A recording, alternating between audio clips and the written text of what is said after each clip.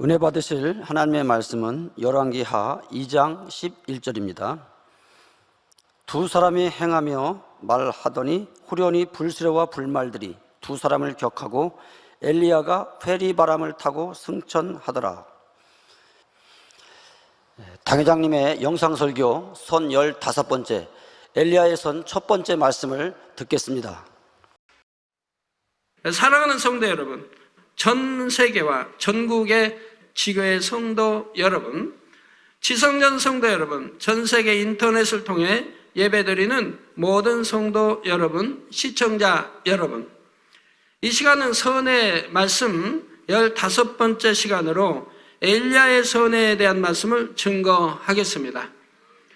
엘리야의 선에 대해서 총 3편의 말씀을 증거하고 이것으로서 선의 말씀을 마무리할 예정입니다. 엘리야는 에녹과 더불어 죽음을 보지 않고 승천한 것으로 성경에 기록된 선지자입니다. 바로 오늘 본문 열왕기하 2장 11절에 엘리야가 승천한 장면이 나오지요. 두 사람이 행하며 말하더니, 여기서 두 사람은 엘리야와 엘리사입니다. 호련히 불수레와 불말들이 두 사람을 격하고 엘리야가 회리바람을 타고 승천하더라 한 것입니다. 이처럼 죽음을 보지 않고 승천했다는 것은 영적으로 매우 중요한 의미를 지닙니다. 로마서 6장 23절 전반절에 죄의 삭은 사망이라 한 것처럼 사망 곧 죽음이라는 것은 죄를 지은 대가로 임하는 것입니다. 그러니 죽음을 보지 않고 승천했다면 이것은 무엇을 의미하겠습니까? 아무런 죄가 없다는 뜻이지요. 그렇습니다. 엘리야는 죽음을 보지 않고 승천한 만큼 아버지 하나님께서 보시기에 죄가 없는 온전한 하나님의 선지자였습니다. 그래서 이 땅에서 경작받은 피조물로서는 최고의 서열에 오를 수 있었지요. 여러분들이 이 피조물로서 죄가 없다 하니까 좀 의아해하신 분들이 있을지 모르겠어요. 어떻게 죄가 없을 수 있겠는가? 그러나 우리 주님은 피조물이 아닌 성령으로 잉태되어 나셔서 본성 속에도 죄가 없으셨고, 또 태어나셔서 공생하고 십자가 치실 때까지 자범죄도 없으셨기 때문에 우리 죄를 대속할 그런 능력이, 구세주의 자격이 있었지요. 근데 피조물인 엘리야가 어떻게 죄가 없을 수 있느냐, 여러분들이 의아해할 수가 있죠. 그러나 피조물이라도 정말 선하게 자라면서 죄를 짓지 않을 수도 있는 거죠. 쉽지는 않지만, 그러니까 그런 인물이 많은 게 아니라 이 말입니다. 그러니까 에녹이 있었기 때문에 하나님의 에녹은 360년 함께 동행했던 것을 볼 수가 있어요. 죄인은 하나님을 보면 죽는다 했어요. 그런데 죄가 없기 때문에 하나님이 동행할 수 있었고 산채로 들림을 받았다 이 말입니다. 엘리야도 마찬가지입니다. 죄를 짓지 아니었고 그만큼 선했고, 그러면 본성 속에도 죄가 없는 것이냐? 사람이 본성 속에 죄는 있는 것. 부모를 죄를 타고 나서 본성 속에 죄가 있는 거지만 그 본성 속에 죄가 어느 사람은 많고 어느 사람은 적고 사람마다 다르죠. 어떤 부모를 만나느냐에 따라서, 어떤 할머니 할아버지 밑에서 부모가 나오고 어떤 부모를 만났느냐에 따라서 그 태어난 자녀가 본성 속에 죄가 클 수도 있고 적을 수도 있고 아예 미약할 수도 있다 이 말입니다. 그 미약한 본성 속에서 하나님을 믿고 섬김으로 나를 더 청결하게 깨끗하게 다듬어 간다고 하면 본성 속에 있는 죄까지도 없어질 수 있다 이 말입니다. 그리고 이런 인물들은 죄의 삭은 사망인데 죄가 없기 때문에 산채로 들림을 받았다 이 말입니다. 그래서 모세도 마찬가지죠. 모세도 그 시체를 놓고 바로 마귀와 또 군대 장관 미가엘 천사장과 싸우는 장면이 신약의 유다서에 나오는 걸 볼 수가 있죠. 그 이유는 무엇인가 전에 설명해 드렸습니다. 자, 하나님께서 엘리야의 어떤 마음을 크게 사셨기에 엘리야가 이렇게 될 수 있었을까요? 이에 대해서 지금부터 성경에 기록된 내용들과 제가 기도하여 풀어받은 내용들을 종합하여 말씀드리려고 합니다. 사람으로서는 상상할 수 없는 권능으로 항상 저를 보장해 주셨던 하나님께서는 제가 성경을 더 깊이 알기 원하여 기도하면 명쾌하고 상세하게 풀어주셨습니다. 이렇게 풀어받은 말씀들이 바로 십자가의 도, 믿음의 분량, 영원력, 천국과 지옥 등 제가 지금까지 증거한 모든 말씀이고 또 이 말씀들이 받은 말씀들이 번역되어 지금 나와서 전 세계 각 나라의 어로 지금 번역 중에 있습니다. 그 모든 말씀이 참되고 진실하다는 것을 하나님께서 늘 따르는 기사와 표적과 권능으로 확증해 주셨습니다. 그런데 무수한 표적 중에서도 가장 중요한 표적은 말씀을 들은 영혼들이 구원의 확신을 갖게 되고 분명한 천국의 소망 가운데 하나님을 더욱 사랑하여 열심히 신앙생활하는 것입니다. 그러므로 성도님들은 이 엘리야 선지자에 대한 말씀을 들으실 때에도 모든 말씀이 참임을 믿으시고 어찌하든 엘리야 선지자의 마음을 본받아 더 온전한 하나님의 자녀가 될 수 있으시길 바랍니다. 사랑하는 성도 여러분, 그러면 먼저 엘리야 선지자가 활동했던 시대적 배경을 말씀드리겠습니다. 엘리야 선지자는 아합 왕이 북이스라엘을 통치하던 시기에 활동을 시작했습니다. 당시 북이스라엘은 아람의 공격 위협을 막아보고자 아람 시돈 왕의 딸인 이세벨을 왕비로 맞았는데 이세벨이 가져온 바알신이 북이스라엘에 퍼져 북이스라엘에는 우상 숭배가 만연하게 되었지요. 이에 대한 하나님의 심판으로 수년 동안 우로가 내리지 않게 되리라는, 즉 비가 오지 않을 것을 말씀을 아합 왕에게 전달하는 것이 바로 엘리야 선지자의 첫 사명이었고 이것은 열왕기상 17장에 나옵니다. 그 이후 하나님께서는 엘리야에게 왕을 피하여 숨을 곳을 지정해 주셨지요. 마음이 악하여 하나님을 거역한 아합 왕에게 가뭄의 저주를 선포한다면 그는 회개하고 돌이키기보다는 오히려 엘리야를 죽이려고 할 것이기 때문입니다. 엘리야가 하나님께서 지정해 주신 그릿 시냇가로 가서 머물 때 하나님께서는 까마귀를 통해 아침 저녁으로 떡과 고기를 공급해 주셨고 하나님의 말씀대로 가뭄이 시작되었습니다. 즉 하나님은 사람의 중심을 다 아시잖아요.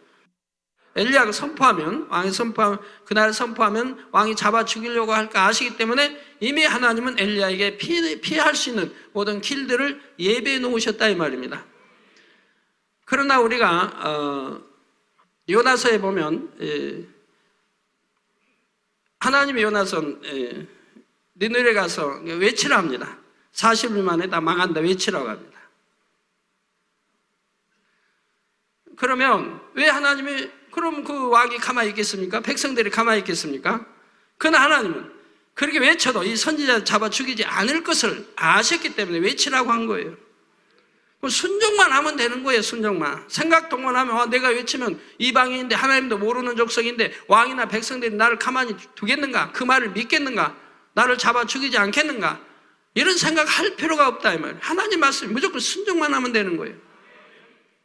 나중에 불순종이 나왔다 다음에 고기, 큰 고기 뱃속에 들어가서 회개하고 3일 금식 회개하고 토해내서 다시 니느웨 가서 외칠 때 어찌했습니까? 왕이 백성들이 잡아 죽였습니까? 진노했습니까? 아니잖아요. 그들이 통해 잡아가는 역사가 온 국민이, 왕이야 온 신하 온 국민이 통해 잡아오는 역사가 있지 않았습니까? 그러면 하나님은 다 아시기 때문에 아시는 대로 명령하는데 순종하지 않기 때문에 문제가 생기는 거죠. 생각 동원하지 않고 순종만 하면 축복인데 왜 그렇게 생각을 동원해서 현실을 바라보고 불순종이 나오는지 참 안타까운 일입니다. 그래서 하나님 말씀대로 가뭄이 시작되었죠. 그 이후 엘리야는 사르밧 과부에게로 가서 떡 한 조각을 공개받고 가뭄이 끝날 때까지 양식이 끊이지 않는 축복을 내려주기도 하고 죽은 아이를 다시 살리기도 했지요. 또한 갈멜산에서 불의 응답을 끌어내려 우상 숭배에 빠진 많은 백성들의 마음이 하나님께로 다시 돌아오게 했습니다. 그리고 엘리야의 선포로 시작되었던 가뭄은 다시 엘리야가 하나님께 기도했을 때 끝나고 비가 왔습니다. 이에 대해 야고보서 5장 17절에서 18절에 엘리야는 우리와 성정이 같은 사람이로되 저가 비 오지 않기를 간절히 기도한즉 3년 6개월 동안 땅에 비가 아니 오고 다시 기도한즉 하늘이 비를 주고 땅이 열매를 내었느니라 했죠. 물론 엘리야는 스스로 기도한 거 아닙니다. 하나님이 명해서 순종해서 기도했고 또 그렇게 되어졌던 것을 볼 수가 있지요. 이 밖에도 엘리야 선지자는 요단강을 가르기도 하고 앞일에 대해 밝히 예언하는 등 하나님의 큰 권능을 나타내므로 이스라엘이 영적으로 어두운 시대에 살아계신 하나님을 증거했던 것입니다. 그러면 엘리야가 어떠한 마음을 가졌기에 하나님께서는 그를 택해 쓰신 것일까요? 엘리야는 본래 심히도 겸비한 마음을 가졌고 어느 누구와도 부딪히지 않는 사람이었습니다. 이것이 바로 하나님께서 크게 사신 엘리야의 첫 번째 선한 마음입니다. 그런데 엘리야가 심히도 겸비한 마음을 가졌다는 것은 엘리야가 영으로 변화된 이후의 영적인 표현이고 아직 하나님의 능력이 입혀지기 전에 그는 심히 유약한 성품이었습니다. 베드로와 같은 경우는 성품 자체가 담대하고 강한 면이 있었지만 엘리야는 그렇지 못했던 것입니다. 또 사람들 중에 보면 자신의 잘난 점을 믿고 나도 이만하면 괜찮은 사람이지 이라고 생각하며 자신만만해하는 사람들이 있지요. 그런데 엘리야는 그런 사람이 아니요. 항상 자신이 부족하다 생각했고 자신은 내세울 것이 없다고 생각하는 심히도 자신감을 갖지 못한 모습이었습니다. 그러니 남자로서 원대한 포부를 가지고 강하고 담대하게 어떤 일을 이뤄보고자 하는 그런 마음도 물론 갖지를 못했지요. 엘리야는 이처럼 늘 자신이 부족하다 생각했기에 어떤 상황에서도 자기를 주장하지 않았습니다. 혹 다른 사람이 자신과 다른 의견을 내면 자기 의견을 관철시키려고 맞서는 것이 아니라 항상 먼저 수그러 들지요. 여러분 가운데 내 생각을 통해 내 이야기를, 내가 생각한 이야기를 함으로 관철시켜 나가는 분들은 생각해 봐야 더 깊이 다른 사람들과 부딪힐 수도 있는데 다른 사람들이 참아버린다는 걸 알아야 돼요. 마음에 합하지 않은데 생각에 합하지 않지만 아랫 사람들이 그냥 참고 넘어간다는 것을 아셔야 돼요. 참고 넘어가게 하지 마시고 서로 대화해서 시원하게 서로 합의점을 찾는 것이 더 좋은 것이고 나도 옳다 하는 것은 상대가 이해하고 상대도 옳다 해야하고 나는 옳다 해도 상대가 옳다 하지 않을 때는 다시 대화해서 어느 것이 더 하나님 앞에 최선인가를 해서 내가 윗사람이기 때문에 내 생각을 관철시키려고 하는 마음은 추호도 없애버리고 상대의 마음을 어찌하든 헤아리고 이렇게 해봐서 그러면 상대의 의견이 더 나을 수도 있다는 것을 염두에 둬야 됩니다. 그러한 것까지 다 포용할 수 있는 마음이 되어야 더 큰 마음이 되고 또 온영으로 들어갈 수 있는 마음이 된다 이 말이에요. 자, 이처럼 엘리야는 누구와도 부딪히지 않았기에 엘리야가 있는 곳에는 화평이 깨어지는 일이 없었습니다. 이처럼 모습이 육으로는 우유부단하게 보일 수도 있으나 영으로 변화된다면 큰 선지자로 발돋움할 수 있는 기본 바탕이 되는 마음이었지요. 중심을 보시는 하나님께서는 엘리야의 이러한 마음의 선을 크게 사시고 그를 택하여서 연단을 통해 큰 선지자로 쓰임받게 하셨던 것입니다. 그런데 육적으로 담대한 사람들이 영으로 변화되면 또한 귀히 쓰임받을 수도 있습니다. 모세, 베드로, 사도 바울은 변화되기 전에 육적으로도 매우 담대하고 똑똑하고 능력 있는 사람들이었지요. 그런데 그들도 하나님의 일꾼으로 쓰임받기까지 반드시 자기를 철저히 부인하는 과정이 있었습니다. 즉 자기를 철저히 깨트려가는 과정. 그래서 자기를 부인하고 오직 하나님만, 주님만, 즉 하나님만, 그래서 하나님 말씀이라 무조건 아멘할 수 있는, 그렇게 깨어지는, 깨트려지는 그런 연단의 세월들이 있었던 것을 볼 수가 있습니다. 나는 아무것도 아니요 오직 하나님의 은혜와 능력으로만 모든 것을 할 수 있습니다. 모세도 마찬가지죠. 모세도 연단받기 이전에 왕자로 있을 때는 뭐나 자신만만했지요. 뭐나 할 수 있다는 그런 자신이 있었다 이 말입니다. 그런데 이제 40년 연단을 통해서 하나님 앞에 섰을 때는 어찌했습니까? 나는 할 수 없다고 하잖아요. 나는 할 수 없다. 나는 그런 자격이 없다. 나는 할 수 없다라고. 이런 표현을 하나님 앞에 쓰시는 거 보지 않습니까? 그러니까 그런 사람은 어떻게 써요? 하나님이 권능을 주셔서 쓰시는 거 아닙니까? 권능을 주셔서. 그러니까 하나님이 내가 너에게 권능으로 너와 함께 한다는 증표를 뱀을 통해서 또한 손은 문둥뼈 이런 걸 통해서 알려주지 않습니까?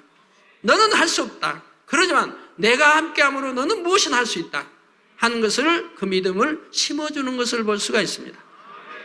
철저히 깨어져서 나를 부인할 때 하나님이 쓰실 수 있는 것이라 이 말입니다. 깨어지지 않은 상태에서 하나님이 그런 권능을 주시면 그는 어떻게 될까요? 그냥 교만해지죠. 교만해지다가 결국은 버림받는 사람이 되는 것이라 이 말이에요. 네, 사도 바울도 마찬가지죠. 지식이 졸합니까? 가장 가말리엘 지식의 최고의 스승 밑에서 배웠는데 가문도 좋지요. 로마의 시민권을 가졌는데 부하지요. 부족한 것이 없지요. 그러나 하나님이 그를 부르셔서 철저히 낮추시고 깨트렸습니다. 또한 3년간의 기도를 통해서 철저히 낮아지고 깨어지는 역사가 있었고, 또 하나님의 사역을 하면서 늘 어려운 연단과 핍박과 그 많은 일들을 당하면서 늘 깨어지기 시작한다 이 말입니다. 결국은 참으로 사랑 많은 이런 사도로 변하고, 어떠한 경우에도 감사하고 기도하는 이런 찬양하는 사도로 변했던 것을 볼 수 있습니다. 그래서 나는 날마다 죽노라는 고백이 나오죠. 자기 날마다 죽어서 자기가 없어졌을 때, 그럴 때 비로소 하나님은 최고의 권능, 피조물로서는 최고의 권능을 주셔서 쓰셨던 것을 볼 수가 있습니다. 그 당시 초대교회 때 이 최고의 권능이 아니라면 어떻게 이 그리스도 복음을 전파했겠습니까? 그래서 그 당시도 최고의 권능이 필요했고, 오늘날 마지막 때는 너무너무 죄로 관영하고 지식에 지식을 더해서, 그리고 과학의 의학의 발달을 통해서 하나님을 부인하는, 창조주 하나님을 부인하는, 믿는다 해도 지식으로만 믿지 마음속에 참으로 믿는 이런 사람이 없는 이 세대이기 때문에 최고의 권능으로 하나님이 이 세계를 깨트려가도록, 이 세상의 과학과 지식과 모든 것을 깨트려가도록 지금 역사하고 계신 것이라 이 말이에요. 중심에서 인정하고 고백했을 때 비로소 하나님께 붙들림 받아 쓰임 받았던 것을 볼 수가 있습니다. 그리고 그들이 지녔던 육적인 담대함과 똑똑함도 헛되이 사라져버렸던 것이 아니라 영으로 변화되었을 때는 하나님의 나라에 매우 유익이 되는 것을 볼 수가 있습니다. 그런데 엘리야는 연단을 통해 마음이 낮아진 것이 아니라 본래 성품이 심히도 유약하여 자존심도 들램도 없는 사람이었다는 것입니다. 하나님께서는 엘리야의 이러한 면을 좋게 여기시어 그를 택하셨던 것입니다. 그러니까 이렇게 처음부터 온유하고 이런 성품을 지닌 사람들은 성경에 보면 하나님이 쓰시긴 크게 쓰시되 어떤 연단 과정이 별로 없는 것을 봐요. 많은 연단 과정이 없는 거예요. 왜? 깨트려야 하는 것이 너무 쉽기 때문에요. 강하고 같은 그런 깨트리는 그런 시간과 이렇게 연약하고 요약하지만 선한 성품을 지닌 사람들을 깨트리는 것은 더 쉽다 이 말이에요. 그래서 그런 아브라함이나 이런 선한 사람들은 그런 연단이 길지 않는 것을 또 볼 수가 있죠.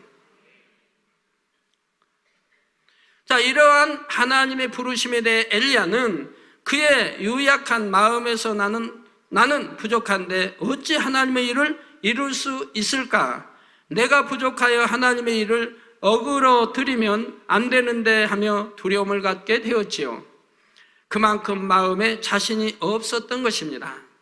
그런데 자기를 온전히 비우고 겸비한 것은 좋으나 한 시대의 큰 선지자로 쓰임받기 위해서는 그 유약함이 영으로 변화되어야 하기에 하나님께서는 그에게 연단이 따르게 하셨던 것을 볼 수가 있습니다. 처음 엘리야가 아합에게 가뭄이 들 것을 선포한 이후에는 하나님께서 먼저 엘리야로 하여금 숨을 곳을 지정해 주셨지요. 그러므로 3년 후 하나님께서는 다시 엘리야에게 너는 가서 아합에게 보이라. 내가 비를 지면에 내리리라 말씀하셨습니다.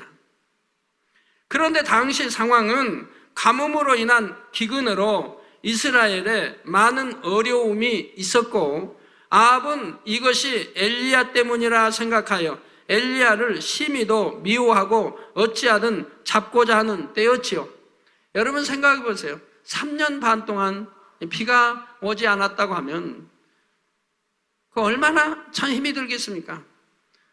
만일 붙잡힌다면 생명도 잃을 수 있는 상황에서 하나님께서는 엘리야에게 스스로 아합에게 보이라 하셨던 것입니다. 여러분들이 지금 아합 인구 잡히지 않으려고 숨어 이렇게 지내고 도망 다니고 했는데 하나님이 딱 명하십니다. 아합 왕에게 나타나라. 아합 왕의 앞에 가라. 한다면 여러분 어떻게 하실런지요? 가슴이 철렁 내려앉지는 않으실런지요? 아, 나는 죽었구나. 그런 생각을 하시지 않을런지요? 그런다면 그 조금만 믿음, 정말 이 시간을 깨트려 버려요. 그 얼마나 어리석은 믿음인가, 얼마나 조그만 믿음인가.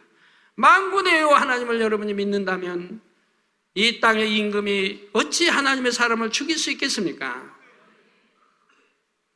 그건 믿음이 없는 소치지요. 믿음이 있다면 두려워할 리도 없습니다. 하나님이 명하셨는데 두려워할 리도 없는 것이고 내 생각을 동원할 리도 없는 것이고 아이고 내가 잡혀 죽으면 어찌하나 하고 유언 내릴 필요도 없는 것이고 담대하게 가면 되는 겁니다. 그러니 마음이 유약한 엘리야로서 그러한 하나님의 명령에 순종하는 것이 얼마나 어려웠겠습니까? 그러나 엘리야는 하나님의 명대로 아합 앞에 나아갔고 하나님의 뜻을 분명히 전달했지요. 더 나아가 바알의 선지자 450인과 아세라의 선지자 400인에게 갈멜산에서 불의 응답을 끌어내리는 대결을 하자고 제안하기까지 했습니다. 엘리야가 자신의 유약함을 극복하고 이렇게 할 수 있었던 것은 항상 하나님과 교통하는 끈을 놓지 않았기 때문입니다. 엘리야는 자신이 정령 부족한 사람이기에 하나님과 늘 교통하기를 힘써서 하나님의 뜻이 어디 있는지 정확히 깨달으려 했습니다. 또한 자신은 정녕 아무것도 할 수 없기에 늘 겸비한 마음으로 하나님 앞에 구할 수밖에 없었고 모든 것을 가능케 하는 하나님의 능력을 받기 위해 하나님과 교통하기를 힘썼지요. 이처럼 엘리야가 늘 하나님과 교통하는 끈을 붙잡고 있었으므로 인해 하나님께서는 엘리야에게 응답을 주셨습니다. 그래서 엘리야는 자신의 유약함을 극복하고 하나님께서 주시는 담대함과 능력으로 끝까지 믿음으로 승리할 수 있었던 것입니다. 다음 시간에는 또 나오겠습니다만 어떤 면이 또 유약했는가가 나오겠습니다. 여러분 성경 상고해 보시면 이런 큰 역사를 기사와 불을 끌어내리고 이런 역사를 베풀고 나서도 이세벨이 널 죽이겠다니까 얼마나 두려웠답니까? 차라리 하나님 날 죽게 해주시오. 이런 고백이 나온 걸 봐요. 그 유약함이 나타나고 있는 거죠. 자, 엘리야는 이러한 체험들을 해나가면서 사람의 생각으로 바라볼 때는 되어지지 않는 일이라 해도 하나님께서 하라 하시면 능히 된다는 믿음이 더 확고히 심겨지게 되었습니다. 단번에 그의 유약함이 벗겨진 것은 아니지만 하나님께서 허락하신 연단을 받으면서도 하나님과 교통하는 끈을 놓지 않고 붙잡으니 엘리야는 승리할 수 있었고 결국은 하나님의 능력으로 강함이 입혀졌습니다. 그래서 연단을 받은 후에 엘리야는 스스로가 고백하기를 내가 이같이 부족한 자요 아무것도 할 수 없으되 여호와 하나님의 힘으로는 능히 할 수 있다라는 이 같은 고백이 나올 수 있었던 것입니다. 그래서 그 이후로는 하나님의 믿음 안에서 어떤 것도 이룰 수 있다는 목표를 가지게 되었고 하나님의 영광을 크게 드러낼 수 있었지요. 바로 엘리야가 큰 권능을 나타낼 수 있었던 것도 육의 한계 속에 있는 자신은 할 수 없으되 여호와 하나님은 하실 수 있다는 확고한 믿음이 있었으므로 자신은 하나님의 뜻에 순종만 했던 것입니다. 이처럼 오직 믿음으로 순종한 엘리야를 통해 하나님께서는 영의 공간에서 가능한 일들을 육의 공간에 나타낼 수 있었습니다. 사랑하는 성도 여러분, 우리 아버지 하나님은 전지전능하십니다. 그래서 어떤 사람을 택하여 쓰시고자 할 때 굳이 육적으로 능력이 많은 사람을 찾을 필요가 없으시지요. 하나님께서 쓰시는 사람은 자기를 내세우지 않고 오로지 하나님의 뜻을 전하고 하나님의 능력을 그대로 받아 나타낼 사람입니다. 왜냐하면 사람의 마음을 그릇이라 할 때 그 그릇 안에 이미 자기가 많이 담겨 있으면 하나님의 능력이 많이 담길 수가 없고 설령 하나님께서 능력을 부어주신다 해도 이미 그릇 안에 담긴 자기와 섞여서 순수한 하나님의 능력은 발휘되지 못하지요. 내 마음그릇을 깨끗이 비웠을 때 하나님이 마음껏, 우리 주님이 마음껏 나를 사용하실 수 있는, 그리고 능력을 베푸시게 되는 것이라 이 말입니다. 내가 있는 이상은 아니 되지요. 내가 살아있으니까. 또 주신다 해도 혼합돼 버리니 분별이 되지 않지요. 그러므로 첫째로 하나님께서 찾으시는 그릇은 자기가 온전히 비워지고 깨끗한 그릇입니다. 다음으로 자기가 비워지고 깨끗한 그릇이라 해도 바닥이 얕은 그릇보다 깊은 그릇에 많이 담기듯이 자신의 마음을 겸비하게 낮추면 낮출수록 하나님의 능력이 더욱 많이 임한다는 사실입니다. 그런데 엘리야는 이 두 가지 조건이 다 갖춰져 있었지요. 늘 자기는 아무것도 할 수 없는 부족한 사람임을 중심에서 진실하게 고백했고 항상 하나님과 교통의 끈을 놓지 않았던 것입니다. 하나님께서는 이처럼 육적으로 볼 때는 능력이 없고 약해 보이는 사람을 택해 아버지 하나님의 능력으로 입히시고 하나님의 일을 이루게 하심으로 하나님의 영광을 드러내는 것이지요.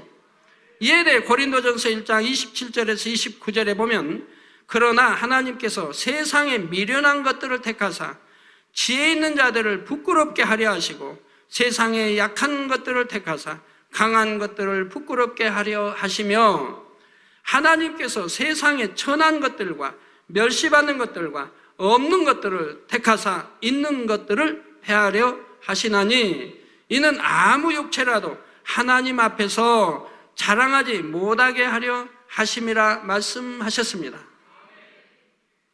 그런데 때론 하나님을 믿는다 하는 사람들 중에서 자기가 온전히 비워지지 않았을 뿐만 아니라 욕심과 들레는 마음 등이 있으면서도 마치 자신이 하나님께 택함받아 쓰임받는 것처럼 스스로 말하는 사람들이 있지요. 또는 하나님께 간절히 구하여 받은 은사가 나타나면 이내 교만해져서 잘못된 길로 빠지는 경우도 있습니다.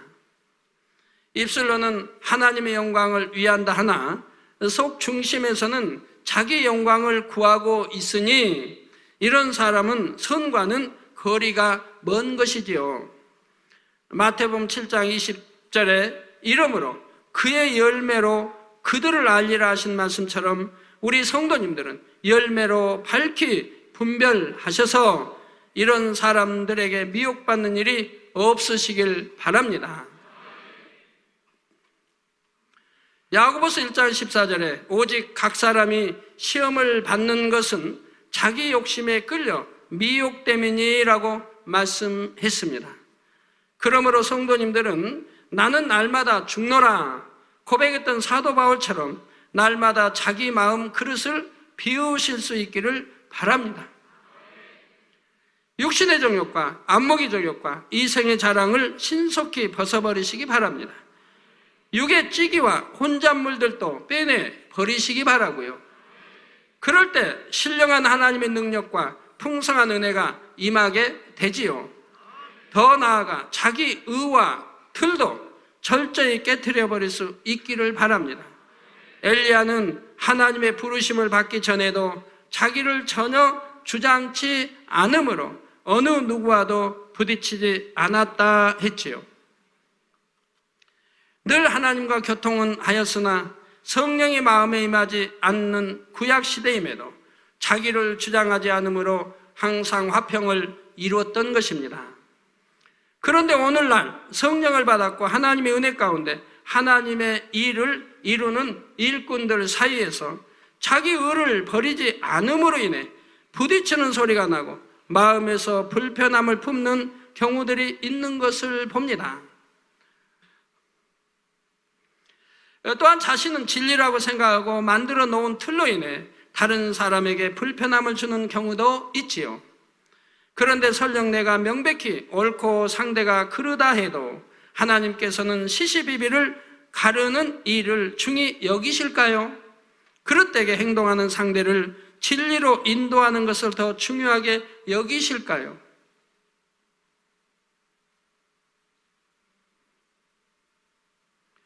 만일 시시비비를 가르는 일이 더 중요하다면 하나님 앞에서 아무런 흠이 없는 사람만이 자기 의를 주장할 수 있을 것입니다. 자신도 온전하지 않으면서 자신의 기준으로 다른 사람의 시시비비를 논할 수는 없기 때문입니다. 제가 아래 이제 많은 이렇게 같이 신앙생활하며 또 가르쳐야 할 분야들이 있어서 어느 가르치는 분들이 있습니다. 그럼 어느 분들은 이제 가르치면 가르쳐도 10번을 가르쳐도 20번을 가르쳐도 명심을 안 해. 그거 또 어겨. 또 불순종이 나요. 그러면 시시비비 안 하고 그냥 내가 모른 채 넘어가면 참 저야 편하게 좋겠는데 저는 내 마음에 결단한 바가 있어서 내가 고쳤어야 되겠다. 하나님의 사람으로 만들었어야 되겠다. 또 하나님이 주신 말씀이 있어요. 영으로 인도하라 했기 때문에 영으로 인도하라. 그렇기 때문에 영으로 인도하기 위해서 제가 어찌하든 내가 힘들어도 부딪히니 힘들고 또 한 말 되풀이해서 또 해야 되니 힘들고 그러지만 내가 고쳐야 되겠다. 어떻게 되니 영으로 인도해야 되겠다. 이런 마음이 있기 때문에 늘 또 하는 거예요. 또 말한 걸 또 하고 어떤 때는 포기하고 싶을 때가 있죠. 이렇게 누차 말해도 고쳐지지 않는다고 하면 상대도 힘들고 나도 힘드니 차라리 내가 포기해버릴까? 그냥 놔둬버릴까? 마음대로 하든 놔둬버릴까 생각하다가도 아니야, 이것은 사랑이 아니지. 이건 사랑이 아니지. 내가 끝까지 인내하고 끝까지 변화될 때까지 내가 해나가야 되겠다라고 생각해요. 상대도 힘들고 힘들지만 또 하나님께서 명하신 것이 있었기에 영으로 인도해야 된다고. 그런 경우도 있어요. 그런 경우는 이제 이런 말씀을 통해서 보면 부딪힌다는 거죠. 그렇지만 이런 경우 어찌해요? 고치기 위해서. 정말 영의 사람 되기 위해서 늘 지적을 하게 돼요. 지적 안 하면 편해요. 지적 안 할 수도 있어요. 그러면 나는 편하고 좋아요. 그렇지만 언제 영의 사람이 되고 언제 하나님의 사람이 될 수 있느냐 이 말이에요. 그럴 때 지적하고 또 지적하게 되죠.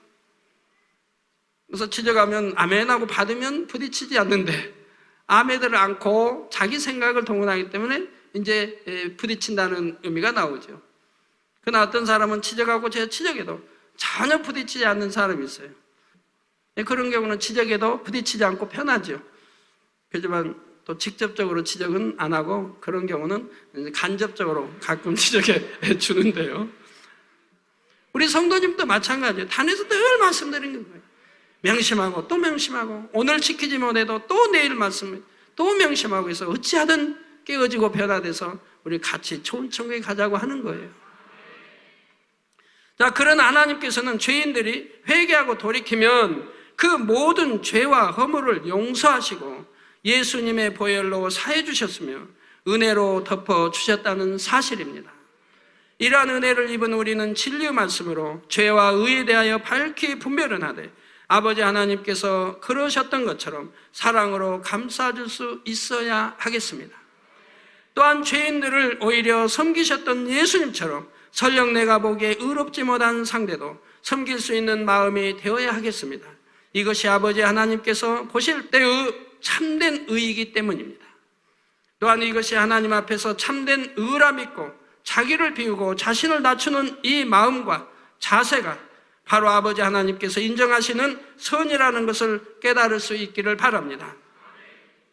성도 여러분, 하나님께서 저를 죄종으로 부르시고 사명을 주실 때 저도 중심에서 나와 같은 자가 어떻게 그런 일을 감당할 수 있을까를 생각하게 되었습니다.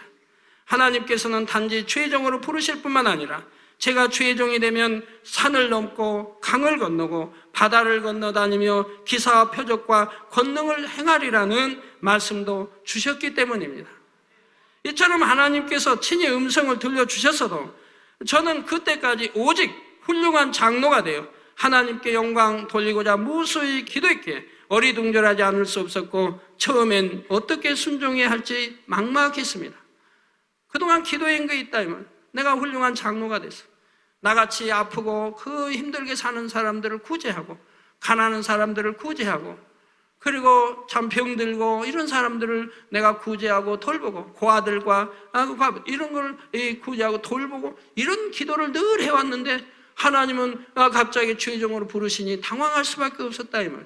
그동안 기도한 게 있었는데 지금의 생각해 보면 장로보다도 이렇게 죄종이 돼서 장로 때 기도했던 거 다 할 수 있잖아요.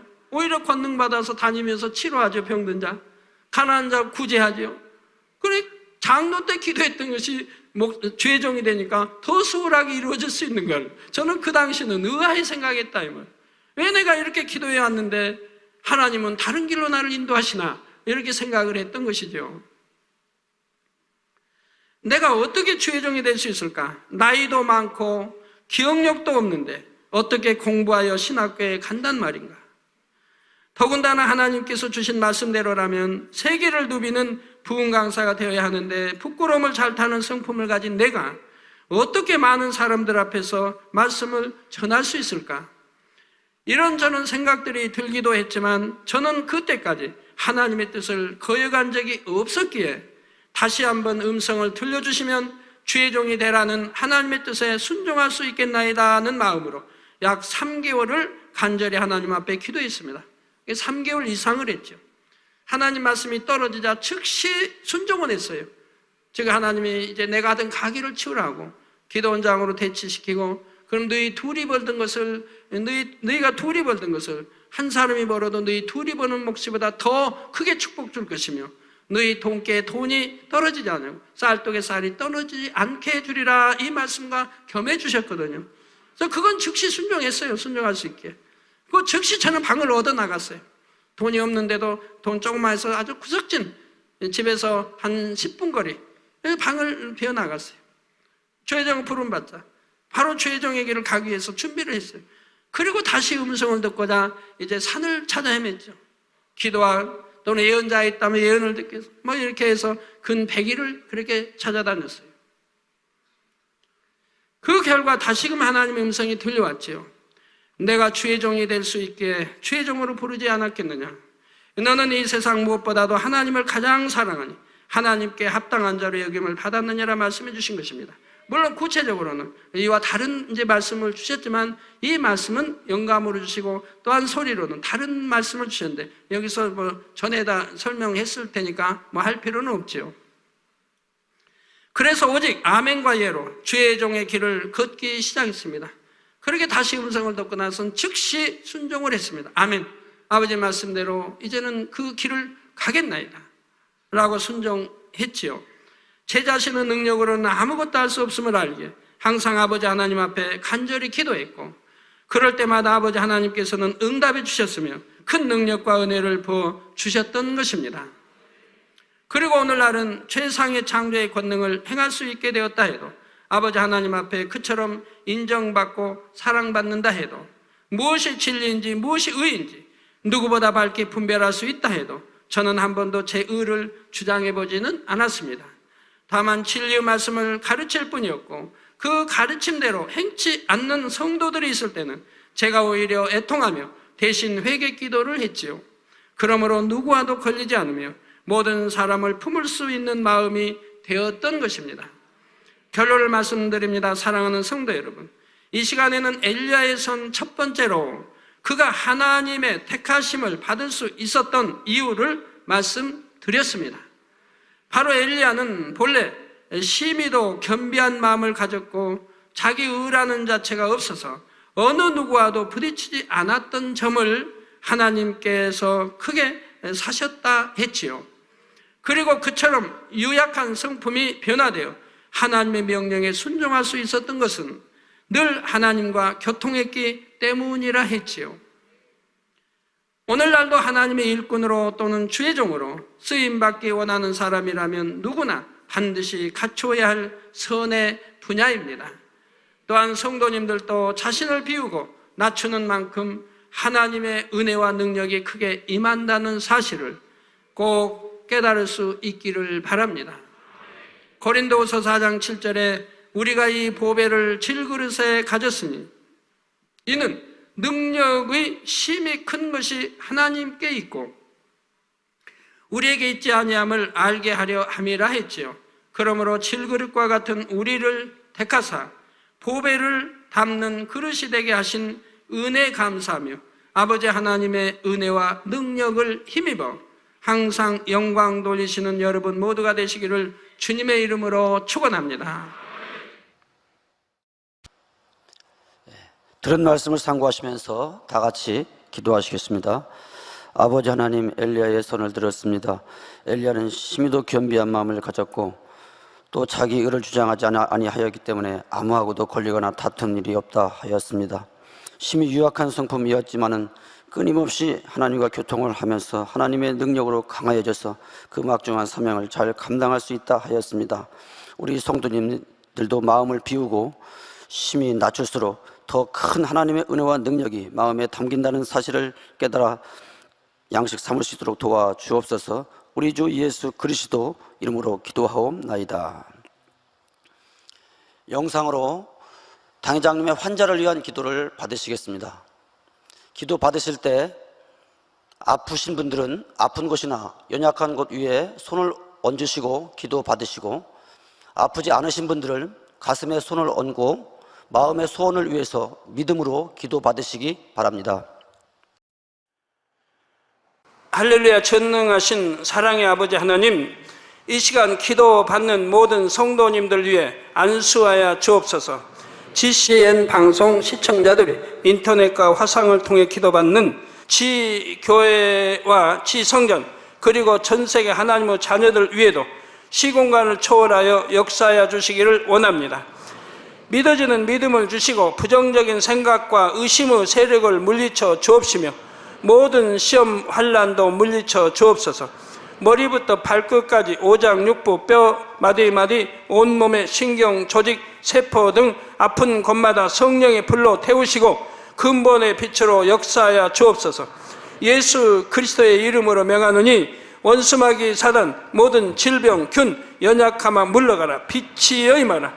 모든 불친 난치병도 성령의 불로 태워 깨끗하게 역사하여 주옵소서. 말라리아를 비롯한 모든 풍토병도 물리쳐 주옵소서. 깨끗함을 입을지어다. 감기, 기침, 열, 몸살, 독감 등 각종 유행성 질병도 다 물러가라. 어떠한 유행성 질병 균도 틈타지 않게 지켜 주옵소서. 위암, 폐암, 간암, 유방암, 자궁암, 대장암, 피부암 등 각종 암과 에이즈, 백혈병, 뇌졸중, 고혈압, 저혈압, 심장병, 폐병, 위장병, 당뇨, 부인병, 피부병, 갑상선 질환과 모든 염증도 깨끗게 하여 주옵소서. 소아마비, 중풍, 관절염, 디스크도 온전케 하여 주옵소서. 요통, 두통, 신경통을 비롯한 모든 통증은 사라질지어다. 간질, 자폐증, 우울증, 조울증, 노이로제 등 모든 정신질환도 물러가라. 모든 마비된 것도 풀어지고 일어나 걷고 뛸지어다. 눈도 잘 보이게 하옵시고 귀도 잘 들리게 하여 주옵소서. 소경은 눈을 뜨고 기머거리는 들으며 벙어리는 말할지어다. 각종 사고, 후유증도 깨끗게 하시고 부러진 뼈도 붙여 주옵소서. 화상 입은 것도 온전케 하옵소서. 화기야 물러가라. 열도 물러가라. 아버지 흉터도 나지 않게 역사해 주시기를 원합니다. 마약을 비롯하여 각종 약물과 독극물 중독도 깨끗함을 입을지어다. 죽은 신경과 세포가 살아나며 죽은 자도 살아나게 하여 주옵소서. 잉태의 축복도 주시기를 원합니다. 잉태 축복을 받으라. 예수 그리스도의 이름으로 명하느니 원수마귀 사단아, 하늘 공중 곳에 잡은 악의 영들아 물러가라. 그의 사자들도 물러갈지니라. 이 땅의 악한 영, 더러운 영, 거짓되고 간사한 영, 이간질하고 미혹하는 모든 어둠들은 물러가라. 모든 흉악의 결박을 풀고 어둠아 물러가라. 빛이여 임하라. 아버지 하나님, 부르짖어 기도할 수 있는 능력을 주시고 죄를 버리고 성결될 수 있는 능력을 주옵소서. 영혼이 잘됨같이 범사에 잘되게 하시고 가정의 복음화도 이루어 주시기를 원합니다. 한 주간도 모든 사고와 재앙으로부터 지켜주시고 불통이 없는 형통한 삶을 살 수 있도록 축복해 주옵소서. 성령의 불담으로 천군 천사와 주님의 불꽃 같은 눈동자로 모든 하나님의 자녀들과 가정, 일터, 사업터를 지켜주시기를 원합니다. 학생들에게 지와 명철을 더하시고 공부도 할 수 있는 뜨거운 마음과 열정도 더하여 주옵소서. 마음과 생각을 세상에 빼앗기지 않도록 지키시고 하나님을 뜨겁게 사랑하는 학생들로 축복하여 주옵소서. 하나님의 자녀들이 먹으나 마시나 입으나 무엇을 하든지 하나님 앞에 영광 돌리는 삶이 되게 축복하여 주시기를 원합니다. 나는 하나님을 만났노라, 체험했노라, 응답 받았노라, 축복 받았노라, 간증하는 입술이 되게 역사하여 주옵소서. 아버지 하나님 감사합니다. 홀로 영광 받으옵소서. 우리 주 예수 그리스도의 이름으로 기도하옵나이다. 아멘. 涙の中おらる主、愛の主、それは命与える救いの